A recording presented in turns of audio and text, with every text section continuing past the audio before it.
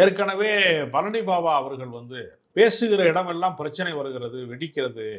அவர் ஆவேசமாக பேசுவதன் வழியாக பல மோதல்கள் வெடிப்பதற்கு காரணமாக இருக்கிறது என்று அச்சப்பட்டு, சட்ட ஒழுங்கு பிரச்சனை வந்து விடுகிறது என்று அச்சப்பட்டு கோர்ட்லே ஒரு உத்தரவு போட்டார்கள்.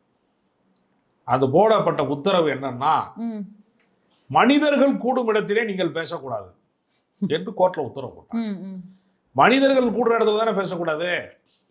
நான் மாடுகளை பூரா ஒன்னா திரட்டி பேசுறேன்னு சொல்லி பொள்ளாச்சியில கூட்டம் போட்டாரு பழனி பாபா. 90களினுடைய தொடக்கத்துல பழனி பாபா அவர்கள் அப்படி ஒரு கூட்டத்தை நடத்தினார். அதை தெரிஞ்சுக்கிட்டு அவர் மாதிரியே மீடியா ஸ்டெண்ட் அடிக்கிறேன். ஏன்னா சீமானுக்கு எப்பவுமே சொந்த புத்தி கிடையாது. அடுத்தவன் சொல்ற கதையை பூரா தன் கதையாக மாற்றிக்கொள்ளக்கூடிய வழக்கம் உடையவர் தான் சீமான். யாரோ ஒருத்தர் ஆமக்கறி தின்றதை பூரா கேட்டுட்டு தானே தின்றதாக தானே ஆமக்கறியை 28 கிலோ கொஞ்சம் கிடையாது. ஒருத்தன் 1/4 கிலோ திங்கிறதே கஷ்டம். அவர் 28 கிலோ தின்றேங்கிறார் இளம் பூரா வச்சு. இது மாதிரியான கட்டுக்கதைகளை அடிப்பதில் அவர் எப்பவுமே சாமர்த்தியம் உள்ளவர். அதனால இது பழனி பாபாட்ட இருந்து காப்பி அடிச்ச ஒரு விஷயம்.